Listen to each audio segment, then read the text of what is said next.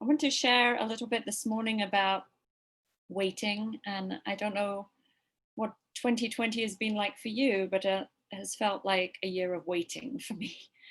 And often we just don't know how long we're going to be waiting. I thought that COVID might be a few months at most, and then we found it wasn't. Now we're waiting for a vaccine, something that seems so close and yet so far. For me, working in the jail, when it shut down to all the visits and all our groups in March, we're waiting for it to reopen. And now waiting for hours sometimes to speak to inmates at that dirty visitor window over the crackly phone, trying to comfort them often after they've lost a loved one or got some bad news. I don't know about you, I was waiting for the election to happen and then it happened, and now I'm still waiting for it to really be over. So a lot of waiting. And today, of course, we enter into Advent, a time of waiting for God with us, a time of pregnancy, a season of long dark nights and anticipation. When will God appear? What will next year bring us? And can we dare hope for a new life and a new vision? I work with people who are incarcerated, and they know a lot about waiting. Some of you may have been arrested, I don't know, but after the drama and chaos of an arrest, being incarcerated usually consists of long periods of waiting without any control over what happens to you, how long you will wait, or your environment. People I work with are often in a cell alone for 23 hours a day. Right now, because of COVID, the court system, which at its best is not known for speed and efficiency, has slowed to a standstill, leaving those in the jail waiting months for their time before the judge, while families and jobs and lives fall apart. These people know a lot about waiting. I want to share a poem that one of them wrote, a man called Eric, who's now in state prison, serving a 10-year sentence. He wrote this poem. He says, "I am waiting for hope to shed light. I am waiting for God to stop saying to me, not yet. I am waiting for the light to get a little brighter. I am waiting for the new me to be fully out. I am waiting for my wife to say we'll fulfill our vows. I'm waiting for a chance to show God I'm ready. Every day waiting on freedom is like a kid waiting on a mom or dad that never shows up. A little dog in the rain every day. I ask for no more pain, and pain is all I get. If I could say one thing to help you stay out of this pain, I would say whatever I could to keep you away from it." Today, I want to share some thoughts with you about waiting, what the Bible says, what our poets say, and what those in the jail say. Firstly, I think waiting invites us to reflect on our past and consider our future. In his letter to the Romans, St. Paul talks about how all of creation is waiting, groaning, like in childbirth, in anticipation, but hurting. Often those who are incarcerated find themselves thrust into a situation that forces them into a reckoning about how they got there. I spoke just this week to a woman who's been in jail since January. She's been in and out of jail and prison for the last 20 years, and she hardly knows her 17-year-old son. And this time, her regret over the addiction that has led her to these repeated arrests, her sense of helplessness in the face of it all, is so palpable. She said to me this week, "I'm clean in jail. I'm sober for the first time in years. And now I find myself thinking about why I'm so addicted to using, what's happened in my life that's brought me to this point, and how much I want to be different." I think many of us, since our communities shut down in March, have been thrust into a time, into situations where our lives have slowed down, our circles have diminished, and we're forced into a rhythm that's far from what we're used to.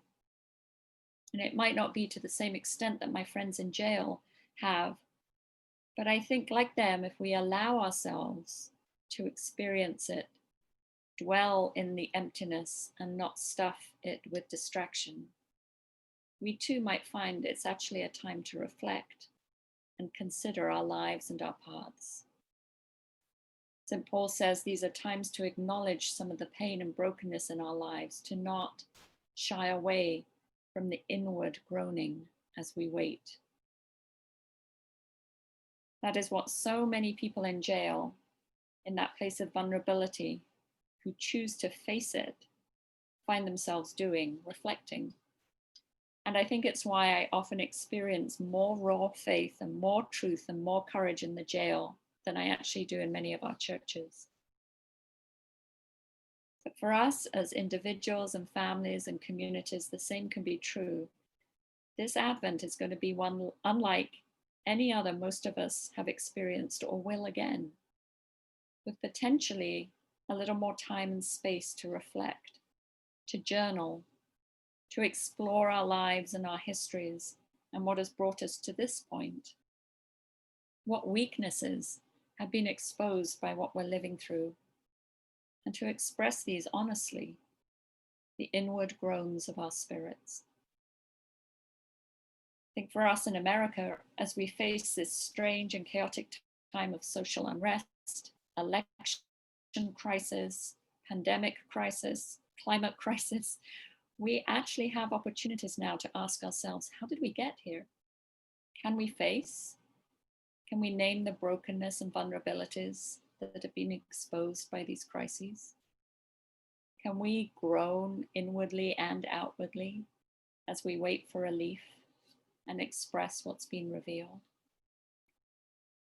If we choose to engage it and not fill the space with the spiritual equivalent of too many sugar cookies, I think we'll find great riches.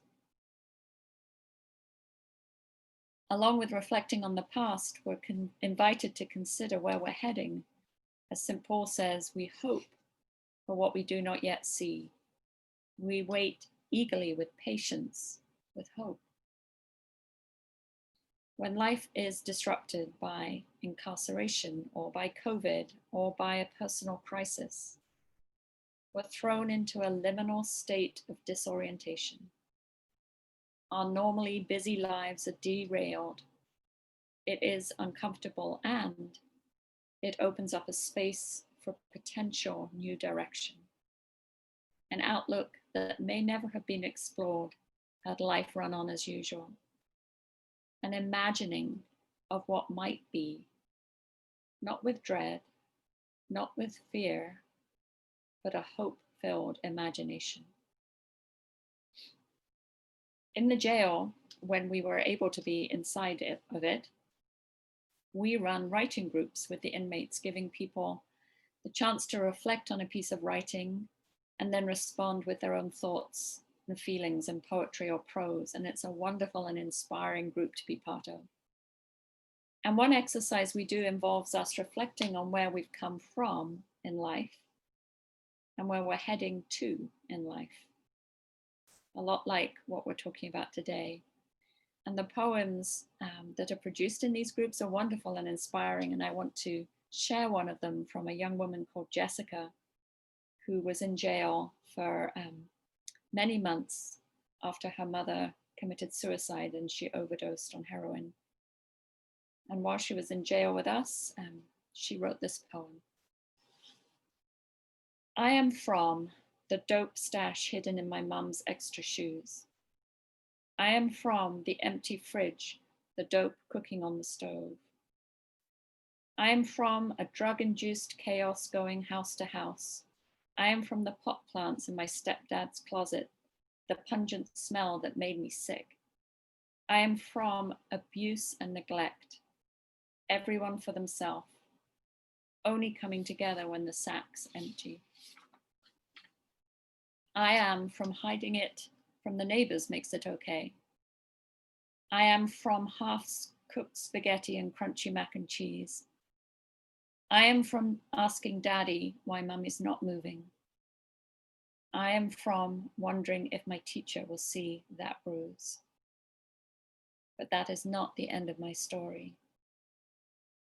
I am too my engagement, knowing I am okay now. I am too looking past the dope pipe. I am too telling my sisters that they don't have to be scared anymore.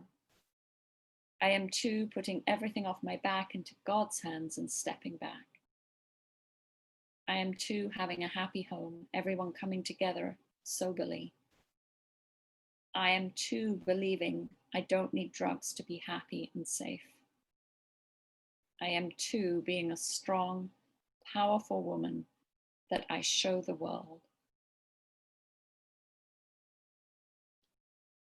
Maybe this Advent, this strange Advent, can be a moment where we reflect on what brought us to this moment, where we're from, and where we might be heading. Maybe you can write your own version of Jessica's poem. Finally, I think this period of waiting invites us to rest in the present and be alive right now to where God is. St. Paul invites us, in his words, to join the Spirit as she prays with groans too deep for words, to be vitally connected to God right now, even if, especially when, we don't know what to say or do. We engage with God in our waiting, not passively, but awake to the Spirit's presence, right as we experience our own limitations to control and influence what's happening to us. That's exactly where people in the jail get to, devoid of control, but keenly alert to the transforming presence of God in that moment, bringing hope in the face of hopelessness and a sense of purpose as the illusion of control fades. Wendell Barry, the famous farmer poet, expresses this beautifully in his work, and the poem we read earlier is a favorite of those in jail. The seed is in the ground. That's where many of them feel they are. Now may we rest in hope while darkness does its work. So often we wait in darkness, feeling buried under the weight of our world and our lives. And creation tells us that it's exactly in that state that the miracle of new life bursts forth. It seems impossible, but apparently winter is the crucible for new life. So we wait with the pregnant Mary for the birth of Christ. We wait for our country that is groaning and straining in labor for the birth of a new season. We wait with our world, hurting and groaning with the pain of crisis. We wait in our own lives for healing and release. And we wait in hope while darkness does its work.